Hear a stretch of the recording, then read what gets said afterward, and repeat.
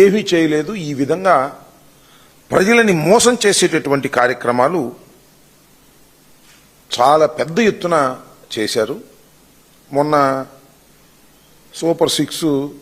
Super success అయిందని చెప్పేసి అనంతపూర్లో ఒక పెద్ద బహిరంగ సభ నిర్వహించారు. ఆ బహిరంగ సభకు పెద్ద ఎత్తున జనాన్ని సమీకరించే కార్యక్రమం చేశారు. ఒక విధంగా చెప్పాలంటే తోలే కార్యక్రమం చేశారు.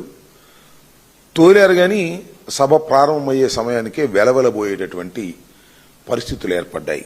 మొత్తానికి రాష్ట్రంలో ఉన్నటువంటి ప్రజానీకం అందరూ కూడా చంద్రబాబు నాయుడు గారి ప్రభుత్వాన్ని అనవసరంగా ఎన్నుకున్నాము, ఇచ్చినటువంటి వాగ్దానాలను నెరవేర్చడంలో ఈ ప్రభుత్వం విఫలమైపోయిందని బాహాటంగానే చెప్పుకుంటున్నటువంటి సందర్భం ఒకవైపున. మరొక వైపున రాష్ట్రంలో విషజ్వరాలు, ఆరోగ్య పరిస్థితులు సరిగా లేకపోవటం, శానిటేషన్ సరిగా లేకపోవటం, విపరీతమైన విషజ్వరాలు వ్యాపించి ప్రజలు గందరగోళం పడుతున్నారు. కొన్ని చోట్ల మరణాలు అయితే జరుగుతూ ఉన్నాయి. ముఖ్యంగా తురకపాలెంలో అంతుపట్టని వ్యాధుల్లాగా వచ్చేసి ఒక 100 రోజుల్లో 30-40 మంది ప్రాణాలు కోల్పోయినటువంటి పరిస్థితి కనిపిస్తూ ఉన్నది.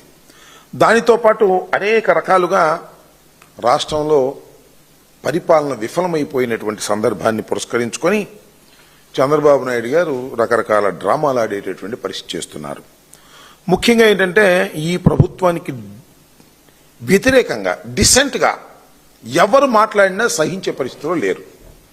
సోషల్ మీడియాలో ఎవరైనా యాక్టివ్గా ఉంటే మాట్లాడితే వారి మీద కేసులు పెట్టి వారిని తీసుకెళ్లి జైల్లో పెట్టి వేధించినటువంటి సందర్భాలు కోకొల్లలుగా మనం చూస్తున్నాం. దానితో పాటు ఆయనకు వ్యతిరేకంగా ఈయన వార్తలు రాసే పత్రికలు, మరి ముఖ్యంగా సాక్షి పత్రిక మీద ఇప్పటికి ఎన్ని కేసులు పెట్టారో నేను చెప్పవలసినటువంటి అవసరం లేదు. సాక్షి ఎడిటర్ మీద సుమారుగా 7 కేసులు పెట్టి బెదిరించేటటువంటి కార్యక్రమాలు చేస్తున్నారు. అంటే తమ పరిపాలనకు డబ్బా కొట్టేవారు తప్ప తమ పరిపాలన బాగోదు అంటే మాత్రం ఊరుకునేటటువంటి పరిస్థితుల్లో లేకోకుండా చట్టాలను వక్రీకరించి తమ చేతుల్లోకి తీసుకొని పోలీసు యంత్రాంగాన్ని అంతా కూడా ఉపయోగించుకొని ఒక హెరాస్మెంట్ చేయాలనేటువంటి పరిస్థితి ఇవాళ రాష్ట్రంలో చంద్రబాబు నాయుడు గారు చేస్తున్నటువంటి విషయాన్ని నేను ప్రత్యేకంగా చెప్పవలసినటువంటి అవసరం లేదు. ఏ మాత్రం గమనించినా కూడా సామాన్య ప్రజానీకానికి కూడా అర్థమైపోయే రీతిలో ఇవాళ చంద్రబాబు నాయుడు గారు పరిపాలన జరుగుతూ ఉన్నది. కేవలం పూర్తిగా పరిపాలన విఫలమైపోయి ఇంకా దాన్ని డైవర్ట్ చేసేటటువంటి కార్యక్రమాలు చాలా సందర్భాల్లో చేస్తున్నారు. ఇంక దీని గురించి చెప్పాలి. మీరు దా కోవలోకి చెందిందే, అలాంటి కేసుల్లోకి చెందిందే లిక్కర్ కేసు. అసలు ఈ లిక్కర్ కేసు ఏంటో ఎవరికి అర్థం కాల. అబద్ధాల పునాదుల మీద ప్రారంభించాడు చంద్రబాబు నాయుడు గారు. ఈ లిక్కర్ కేసు ఎంత విచిత్రమైందంటే పుష్పక విమానం లాంటిది. ఎంతమందినైనా ముద్దాయిలుగా పెట్టని ఇంకెద్దరు ఖాళీ ఉంటుంది, ఒకలో ఖాళీ ఉంటుంది. వరుసనే పెట్టుకుంటూ పోవటమే. ఎవడు దొరికితే వాడిని లోపలేసే కార్యక్రమాలు ఈ లిక్కర్ కేసులో తీసుకొచ్చేటటువంటి కార్యక్రమం చేస్తున్నారు. చాలా అన్యాయమైనటువంటి కార్యక్రమం. 2024 సెప్టెంబర్లో ఈ వ్యవహారాన్ని ప్రారంభించారు. కేసు పెట్టడం, ఆధారాలు సేకరించడం. దీనికి సిట్ స్పెషల్ ఇన్వెస్టిగేషన్ టీం అనేదాన్ని ఒకదాన్ని వేశారు. వాళ్ళు ఇన్వెస్టిగేషన్ చేస్తూనే ఉన్నారు. ఒకవైపున అరెస్టులు చేస్తున్నారు, ఒకవైపున ఇన్వెస్టిగేషన్ చేస్తున్నారు. కొంతమందిని అరెస్ట్ చేస్తున్నారు, కొంతమందిని అరెస్ట్ చేస్తామని బెదిరిస్తున్నారు. ఇది జరుగుతున్నటువంటి అంశం. నిన్న చూసాం, మన సునీల్ జగన్మోహన్ రెడ్డి గారి కజిన్, సమీప బంధువు, ఆయన ఇళ్లలో సోదాలు చేశారు, ఆఫీసులో సోదాలు చేశారు. అక్కడ హార్డ్ డిస్కులు దొరికాయంట. దొరకవా మరి? కంప్యూటర్లు దొరికాయంట, కీలకమైన ఆధారాలు దొరికాయంట. ప్రతి కేసులో ఇదే. సిట్టు విచారణ చేయటమో, సిట్టు యొక్క దాడులు జరిగితే విచారించటమో, లేకపోతే సోదాలు చేయటంలోనే చాలా కీలకమైన ఆధారాలు దొరికాయి. ఒక పెద్ద స్టంటు, ఒక కథ, ఒక కల్పితమైన కథ నడిపేటటువంటి కార్యక్రమం చేస్తున్నారు. మీరు అందరూ చూశారు కూడా. కేసీరెడ్డి వ్యవహారంలో 11 కోట్ల రూపాయలు సీజ్ చేశామన్నారు. ఈ 11 కోట్ల రూపాయలు ఎక్కడివి, ఏమిటి అని కోర్టు ద్వారా పిటిషన్ పెట్టి అడిగితే తెల్లముఖం వేశారు. ఎక్కడో చెప్పలేనటువంటి పరిస్థితి. అంత కట్టుకథ అనేది చాలా క్లియర్గా అర్థమైపోతున్నటువంటి అంశాలు మనం చూస్తున్నాం. అంతేకాదు, మీరు రాష్ట్ర ప్రజానీకం కానీ, మేధావులు కానీ, న్యాయ నిపుణులు కానీ ఆలోచించదగినటువంటి ఒక కీలకమైన పరిణామాన్ని మనం చూసాం. అదేంటంటే షార్ట్ షీట్ ఫైల్ చేయలేకపోయారు. ఫైల్ చేశారు, అన్ని తప్పులు దడకే. జడ్జి గారు ఇది ఏమిటి, దీని మీద కొన్ని సమాధానాలు చెప్పండి అని తిప్పి పంపిస్తే మళ్ళీ తిరిగి లేదు. ఈ నోట్లు ఎక్కడి అంటే తిరిగి సమాధానం లేదు. అంటే దీన్ని బట్టి అర్థమవుతుంది ఏంటి, నేరారోపణ చేశారు కానీ దానికి సంబంధించినటువంటి ఆధారాలను సమీకరించడంలో మాత్రం పూర్తిగా సిట్ విఫలమైపోయింది. చంద్రబాబు నాయుడు గారు ఏం చెబితే అది చేసేటటువంటి పరిస్థితి. మొన్న ఈ మధ్యన మా మీద కూడా లిక్కర్ కేసులో, ట్రాన్స్పోర్ట్ కేసులో అంట, అంబటి రాంబాబు, ఆ నాగేశ్వరరావు గారి అబ్బాయి, లేకపోతే ఆ విజయేందర్ రెడ్డి, ఆ కేతిరెడ్డి వర్షం రాసేస్తున్నారు. ఎవడ మీద కోపం ఉంటే, ఎవడ ప్రెస్లో మాట్లాడితే వాడికి వీళ్ళు అంగడి తిప్పేస్తున్నారు, పడవ తిప్పేసి ఖచ్చితంగా మా ఇంటికి వచ్చేసింది అనమాట ఇన్వెస్టిగేషన్ కోసం. ఏది నాకు అర్థం కాల. ఆధారాలు లేకోకుండా కేవలం పొలిటికల్ వెండేటాతో కేసులు పెట్టి వేధించాలనేటువంటి ప్రయత్నం చేయటం చాలా దురదృష్టకరం. ఏదైనా ఒక ఇష్యూ వచ్చిందనుకో, దాన్ని డైవర్ట్ చేయడం కోసం సిట్టు విచారణకు పిలిచింది కొంతమందిని. నాకు చాలా ఆశ్చర్యం వేసింది ఏంటంటే, సిట్టు వెళ్ళి సోదాలు చేస్తుంది, లేదా దానిలో ముద్దాయిల దగ్గర నుంచి ఫోను తీసుకుంటుంది, ఆ ఫోన్లో నుంచి కొన్ని నెంబర్లు తీసుకుంటుంది, ఆ నెంబర్లోనే పిలుస్తుంటారు. చివరికి ఎలాంటి చేస్తున్నారంటే, మనం బాత్రూమ్ కడగడానికి కూడా నెంబర్లు పెట్టుకుంటామే, వాళ్ళని కూడా పిలుస్తున్నారు, లేదా డ్రైవర్ని వాళ్ళని కూడా పిలుస్తున్నారు, పిలిచి వాళ్ళని విచారిస్తున్నారు.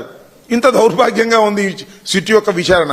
ఇలాంటి దౌర్భాగ్యమైనటువంటి విచారణలు చేసి ఏదో ఉంది దీనిలో అనేటువంటి భావన కలిగించటం కోసం ప్రయత్నం చేస్తున్నారు తప్ప ఎక్కడా కూడా సరైనటువంటి ఆధారాలు సేకరించటంలో పూర్తిగా విఫలమైపోయినటువంటి ఈ స్పెషల్ ఇన్వెస్టిగేషన్ టీముని ఏమనాలో అర్థం కానటువంటి పరిస్థితి కనిపిస్తూ ఉంది. ఈ రాష్ట్రంలో ఎరువులు లేవు. ఇవాళ ఎరువులు లేక గందరగోళ పడుతుంటే రాష్ట్ర ప్రజానీకం, రైతాంగం ఎక్కడైనా సరే తెలుగుదేశం వాళ్ళు కనపడితే అసలు మీరు మాకు ఎరువులు సప్లై చేయలేకపోతున్నారు, రైతులు తిరగబడతా ఉంటే మధ్యలో తీసుకొచ్చి ఈ సిట్ ఇన్వెస్టిగేషన్ గురించి మాట్లాడేటటువంటి పరిస్థితి చేస్తారు. ఈ సిట్ ఇన్వెస్టిగేషన్లో ఇద్దరు ప్రధానమైనటువంటి ఇన్వెస్టిగేటర్స్ ఉన్నారు. వాళ్ళు ఎవరంటే, ఒకటి ఆంధ్రజ్యోతి, రెండు ఈనాడు. ఫ్రంట్ పేజీలు రాసేస్తారు. ఏయో దొరికాయి, ఏదో గందరగోళం అయిపోయింది, కీలకమైన ఆధారాలు దొరికాయి, డబ్బులు దొరికాయి, గాడిద గుడ్డు దొరికాయి, ఇవన్నీ కథలు రాస్తారు. ఈ కథల ప్రకారం వాళ్ళు ఛార్జ్షీట్ పడేస్తారంటే ఛార్జ్షీట్ పడే విధానంలో ఈ కథలు ఏమి ఉండలేదు. ఒక లోపభూయిష్టమైనటువంటి కేసుగా తయారైంది. ఇది అద్భుతమైన ఒక కల్పిత కథ అని చెప్పడానికి నేను ప్రత్యేకంగా చెప్పవలసిన అవసరం లేదు. ఈ సిట్ ఇన్వెస్టిగేషన్ ప్రారంభమైన దగ్గర నుంచి ఇప్పటిదాకా జరుగుతున్నటువంటి వ్యవహారాలు కానీ, అరెస్టులు కానీ, అరెస్ట్ చేసిన తర్వాత బెయిల్ ఇస్తున్న తీరు కానీ, ఆ తర్వాత వీళ్ళు ఇన్వెస్టిగేషన్ టీం సంబంధించిన వాళ్ళు ఛార్జ్షీట్ పడేస్తే ఆ ఛార్జ్షీట్ను గురించి ప్రశ్నిస్తున్నటువంటి విషయాలు కానీ, ఆ ఛార్జ్షీట్ రిటర్న్ అయితే మళ్ళీ తిరిగి సరైన సమయంలో పెట్టలేకపోవటం కానివ్వండి, లేదు ఈ 11 కోట్ల రూపాయలు ఎక్కడి నుంచి వచ్చాయి, ఎలా తీసుకొచ్చారు, దీని నెంబర్లేంటి, వీటి చెస్ట్లో కలపకండి అని చెబితే దానికి సమాధానం చెప్పలేనటువంటి పరిస్థితుల్లో ఇవాళ ఏదైతే విచారణ ఇన్వెస్టిగేషన్ డిపార్ట్మెంట్ ఉందో అది పిల్లి గంతులు వేస్తూ కుప్పగంతులు వేస్తూ చేస్తున్నటువంటి విధానం చూస్తుంటే సిట్ అనేది ఒక అద్భుతమైన కథని, అది చంద్రబాబు నాయుడు గారు, లోకేష్ గారు అల్లిన కథకి రూపకల్పన చేసేటటువంటి ప్రయత్నంలో ఉంది తప్ప వాస్తవాలను బయటకు తీసుకొచ్చేటటువంటి కార్యక్రమంలో లేకపోవటం చాలా దురదృష్టకరం. దీన్ని చూపించి బెదిరించి ఏదో ఒక విధంగా వైఎస్ఆర్ కాంగ్రెస్ పార్టీని, జగన్మోహన్ రెడ్డి గారిని, పత్రికల్ని లేదా మరొకరిని బెదిరించి నొక్కేయాలనేటువంటి తాపత్రయంతో ఇవాళ చంద్రబాబు నాయుడు గారి ప్రభుత్వం పనిచేయటం చాలా దురదృష్టకరమని కూడా ఈ సందర్భంగా చెబుతూ ఉన్నా.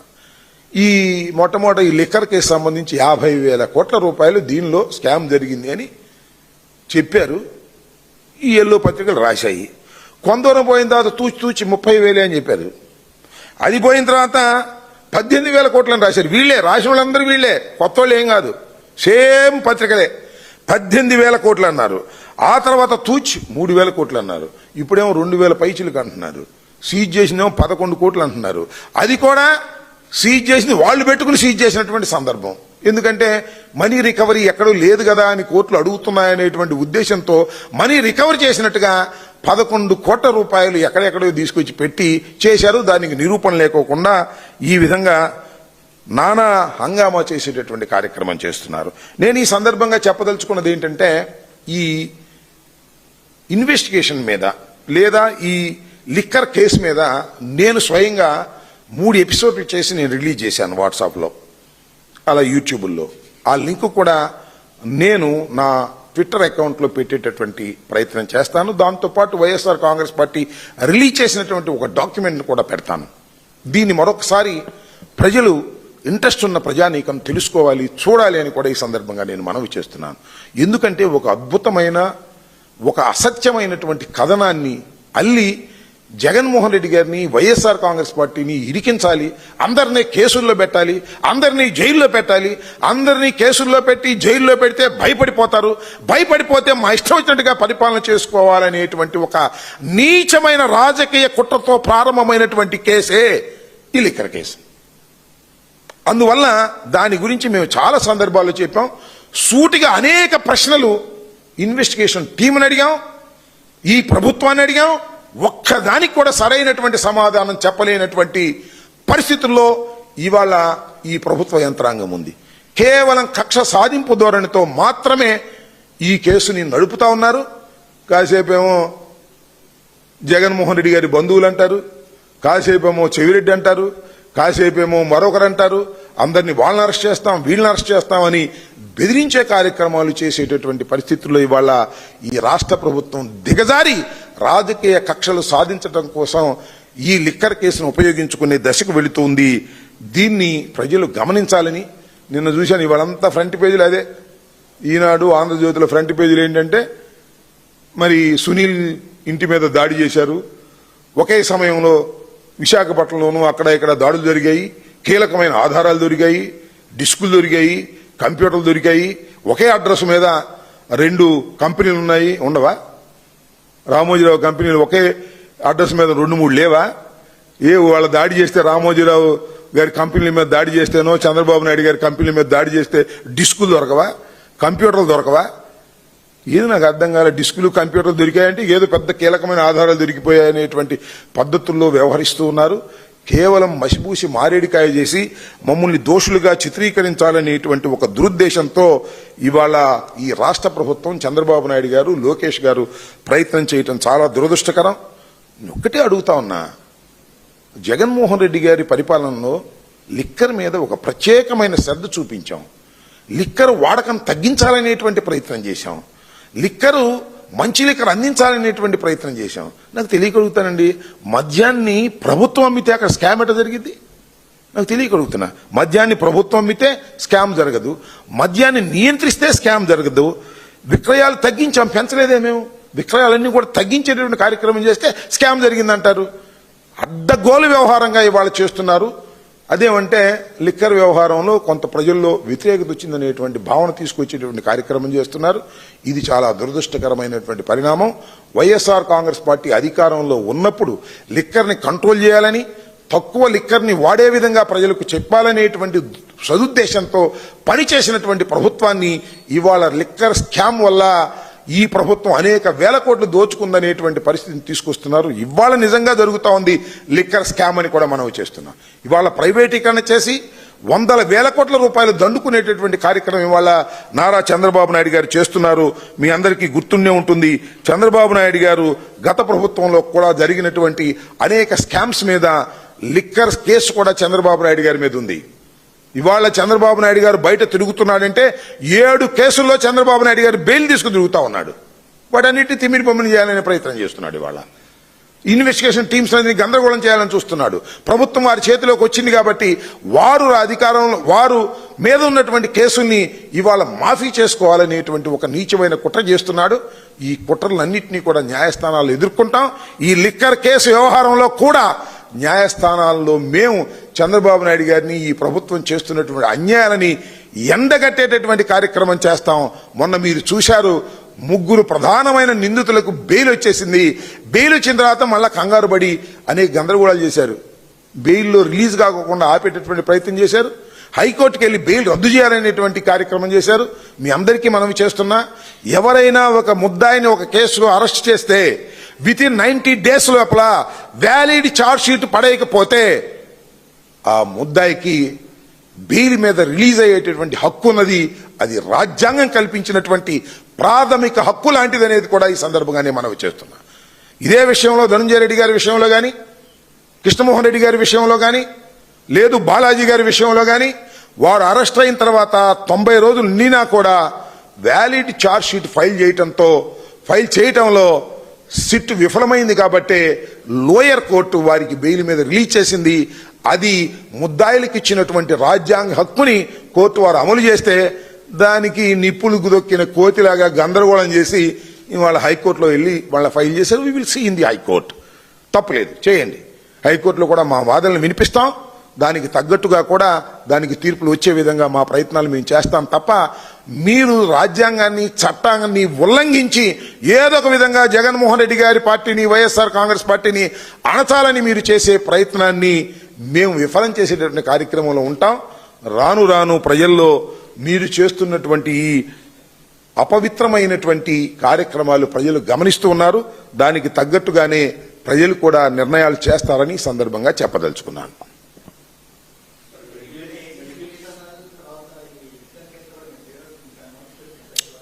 ఏమంటారు? లిక్కర్ కేసులో కూడా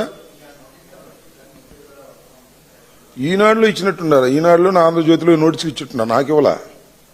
ఈనాడులో మా ఫోటోలు వేసి 250 కోట్ల రూపాయలు లిక్కర్ ట్రాన్స్పోర్ట్లో మేము మింగేసామని రాశాడు రామోజీ గారి అబ్బాయి కిరణ్ గారు. ఆయన రాస్తే ఇన్వెస్టిగేషన్ టీం కూడా విచారణ చేస్తుందని నా అభిప్రాయం.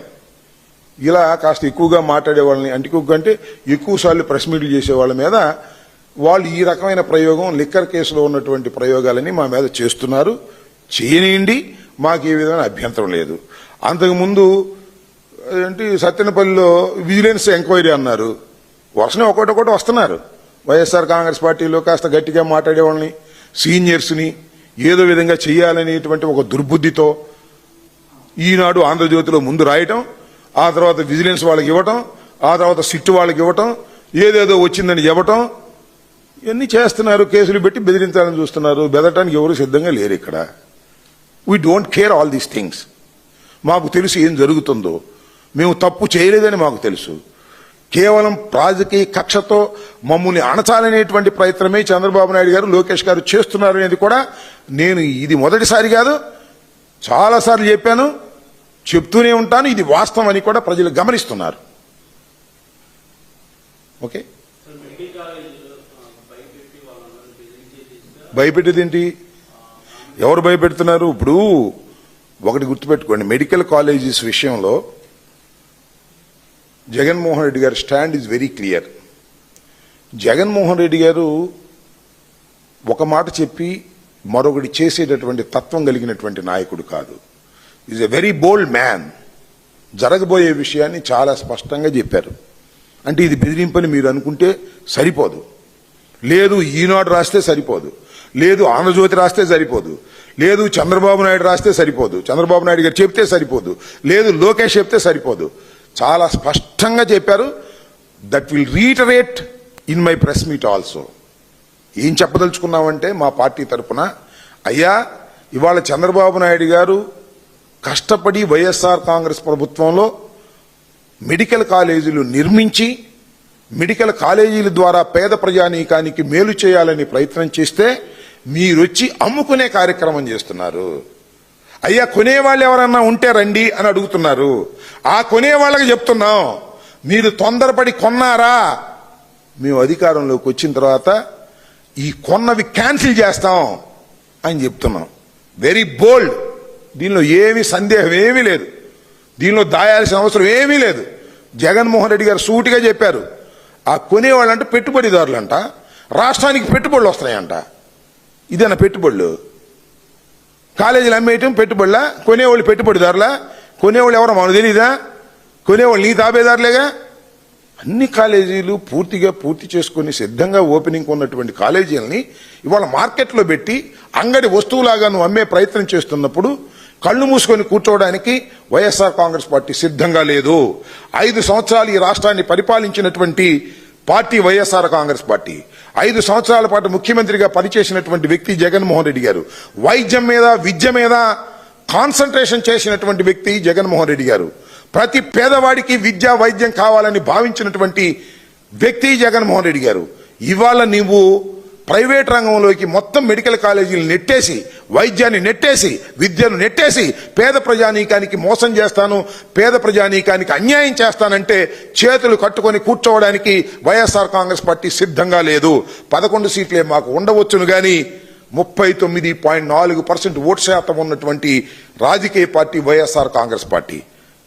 రాబోయే కాలంలో మీరే చూస్తారు.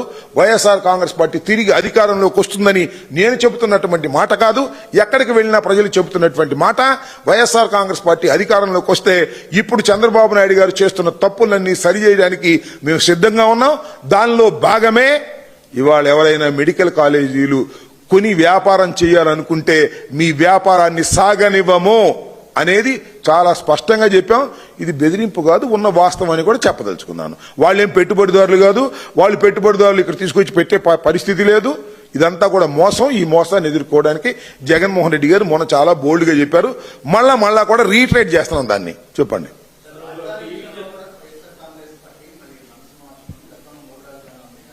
మొన్న know that is not correct. ఇప్పుడు చంద్రబాబు నాయుడు గారు రాజధాని అమరావతి అని చెప్పాడు. మేము రాజధాని అమరావతి కాదని ఎప్పుడు చెప్పలా, 3 రాజధానులు అని చెప్పాము.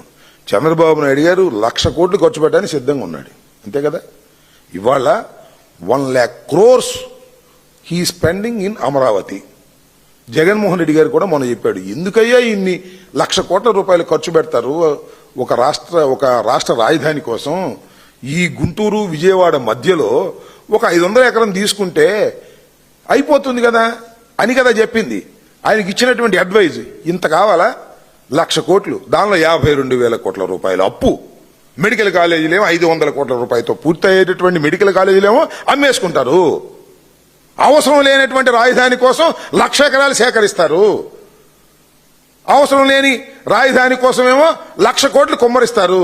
ఏంటంటే నాకు అర్థం కాలేదు. నేను ఇప్పుడు చెప్తున్నా రాజధాని నిర్మాణం ఏంటంటే నాకు అర్థం కాలేదు. You select the capital. Guntur select చేసుకుంటావా, నెల్లూరు సెలెక్ట్ చేసుకుంటావా, లేక అనంతపూర్ సెలెక్ట్ చేసుకుంటావా, వైజాగ్ సెలెక్ట్ చేసుకుంటావా, విజయవాడ సెలెక్ట్ చేసుకుంటావా, అంతే. రాజధాని నిర్మాణం ఏంటి నాకు అర్థం కాలేదు. రాజధాని సృష్టిస్తారా నాకు అర్థం కాలేదు. హైదరాబాద్ ఏమన్నా సృష్టించారా రాజధానిని? రాష్ట్రం విడిపోయినప్పుడు లేదా కలిసినప్పుడు, సంయుక్తంగా కలిసినప్పుడు కర్నూలు నుంచి రాజధానిని హైదరాబాద్కు షిఫ్ట్ చేశారు. హైదరాబాద్ ఏమైనా నిర్మించారేంటి అక్కడ? నాకు అర్థం కాలేదు. హైదరాబాద్ ఏమైనా నిర్మించలేదుగా. హైదరాబాద్ డెవలప్ అయిపోయింది, దట్స్ ఆల్. నువ్వు కూడా గుంటూరు విజయవాడ మధ్యలో నువ్వు రాజధాని పెడితే ఎవడు కదన్నాడు? దానికి 52,000 కోట్లు అప్ప, మళ్ళా 1,00,000 ఎకరాలు మళ్ళా సేకరణ, మళ్ళా అప్పు కావాలా? అన్ని తీసుకొచ్చి ఎవరినెత్తిన పెడతావు నాకు అర్థం కాలేదు. ఆఫ్టర్ ఆల్ రాజధాని అంటే ఏంటి? ఆఫ్టర్ ఆల్ ఒక శాసనసభ, ఒక హైకోర్టు, ఒక సెక్రటేరియట్ అయిపోయా. ఆ చుట్టూలో డెవలప్మెంట్ జరిగిపోద్ది. ఏం సృష్టించారు చెప్పండి నాకు? హైదరాబాద్లో, బెంగళూరులో ఏం సృష్టించారు, మెడ్రాస్లో ఏం సృష్టించారు? ఇది పెద్ద మొగోడు వచ్చి సృష్టించడానికి నాకు అర్థం కాల. ఆకాశం నుంచి తీస్తాడు ఒక రాజధానిని. అమరావతి అంటే ఎక్కడ అమరావతి రాజధాని? ఎప్పుడు గయిద్ది? తీసుకొచ్చి పెద్ద గుంటలో పెట్టాడు. నీళ్లు దోడాల్సి వస్తుంది రోజును. వర్షం పడితే నీళ్ళు వెళ్ళవు. దానికి మళ్ళీ పెద్ద స్కీము, దానికి కొండవీటి వాగు నుంచి లిఫ్టు, దానికి చెరువులు. ఏంది? ఏమవుతుంది రాష్ట్రం? నాకు అర్థం కాలేదు. రాష్ట్రం ఇప్పటికే రాష్ట్రంలో వనరులు లేక ఇబ్బంది పడతా ఉంటే ఇంకా నువ్వేంతో సంపద సృష్టిస్తానని చెప్పేసి అప్పుడు సృష్టించేటువంటి కార్యక్రమం చేస్తున్నాడు. రాష్ట్రానికి పచ్చి ద్రోహం చేస్తున్నటువంటి వ్యక్తి నారా చంద్రబాబు నాయుడు గారని మరొకసారి ఘంటాపథంగా చెప్పదలుచుకున్నాం.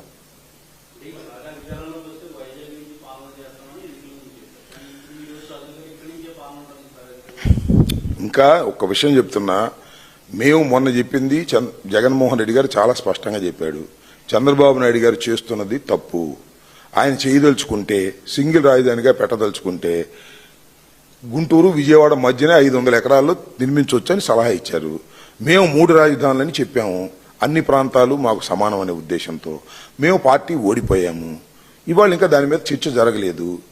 మేము 3 రాజధానికే కట్టుబడి ఉంటామా లేకపోతే ఒక రాజధాని కట్టుబడి ఉంటామా అనేది చర్చ జరగలేదు. చర్చ జరిగిన తర్వాత నిర్ణయించుకుంటాం. అంటే మీరు అడుగుతున్నారంటే ఏంటి అర్థం? ఒకటి మాత్రం నాకు చాలా సంతోషంగా ఉంది. అదేంటంటే, ఏమండి మీరు అధికారంలోకి వస్తే ఏంటి పరిస్థితి అడుగుతున్నారు. అన్ని చోట్లకి ఎక్కడికి వెళ్ళినా అంటే మేము అధికారంలోకి వస్తున్నామనే విషయాన్ని ఆ ప్రశ్నించే వాళ్ళందరికీ అర్థమైపోయింది అనమాట. ఏది సంవత్సరం నిండి ఇంకా సంవత్సరం 6 మాసాలు కూడా కాల మీరు అధికారంలోకి వస్తే ఏమండి ఈ మెడికల్ కాలేజ్ సంగతి ఏంటి అడుగుతున్నారు. మీరు అధికారంలోకి వస్తే అమరావతిలో ఉంటారా అడుగుతున్నారు. మీరు అధికారంలోకి వస్తే ఏంటి అని అడుగుతున్నారు. మేము అడగడమే కాదు, లోకేష్ కూడా చెబుతున్నాడు. మేము ఆ ఊరు వెళ్ళామండి, అక్కడ జగన్మోహన్ రెడ్డి గారు అధికారంలోకి రావడానికి గ్యారంటీ ఏంటి అని అడుగుతున్నారంట.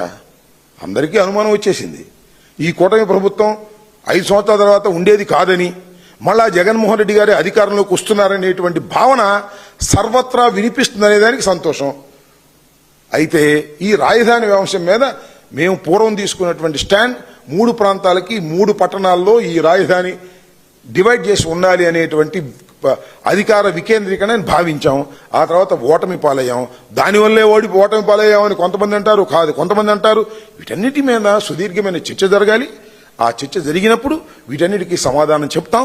ఇవాళ ఎవరు చెప్పినా ఒకటి మాత్రం వాస్తవం, జగన్మోహన్ రెడ్డి గారు మొన్న చెప్పింది చంద్రబాబు నాయుడు గారు చేస్తున్నటువంటి అతి దారుణమైన 1,00,000 ఎకరాలు 1,00,000 కోట్ల కన్నా అది కరెక్ట్ కాదు. 500 ఎకరాలతో రాజధానిని మీరు చేస్తే బాగుంటుందని ఒక సలహా ఇచ్చారు.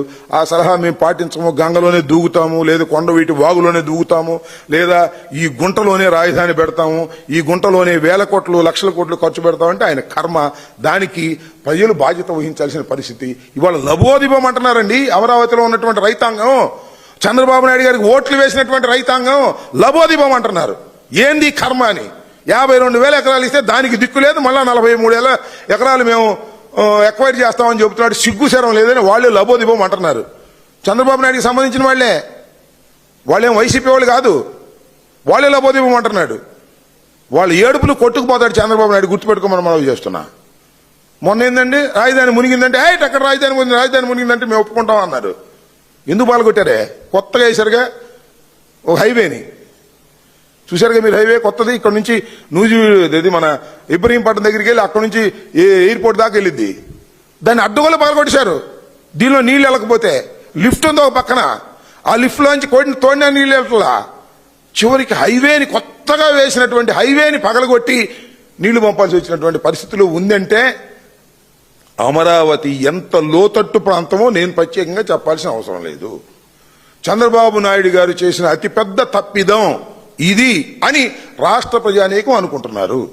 అమరావతి పూర్తయ్యేది కాదు, ఈ 3.5 సంవత్సరాలు కాదు, 30 సంవత్సరాలైనా అమరావతి పూర్తి కాదు.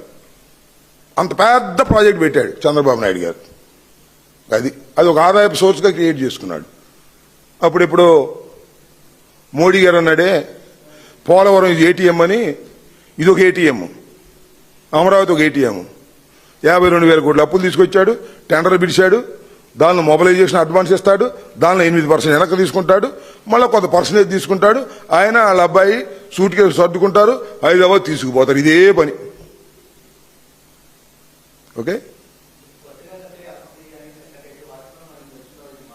ఏంటండి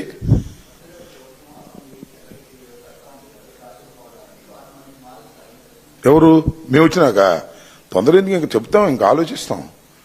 ఇప్పుడు మా పూర్వపు విధానం 3 రాజధానులు, దాని నుంచి ఇంకా పూర్తి చర్చ జరగాలి.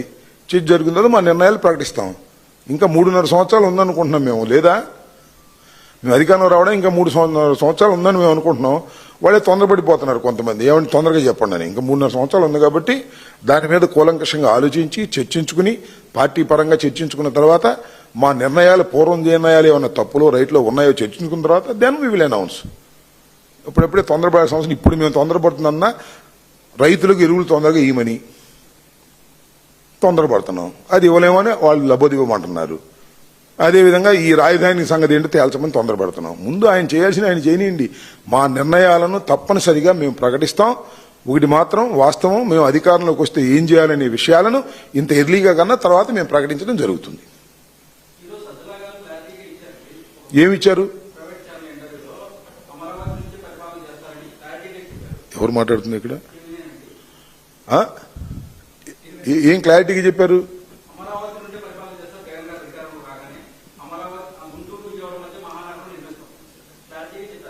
చెప్పారా? నేను చూడలేదు అది. మరి క్లారిటీగా చెప్పారని నేను అనుకోలేదు, నేను చూడలేదు దాన్ని. I have not followed that. ఒకటైతే వాస్తవం, మొన్న జగన్మోహన్ రెడ్డి గారు చాలా స్పష్టంగా చెప్పింది చంద్రబాబు నాయుడు గారు సలహా ఇచ్చారు. దాని మీద నేను చూడలేదు కాబట్టి నేను కామెంట్ చేయలేను. ఇంకా మా నిర్ణయాలు ఏమి జరగలేదు.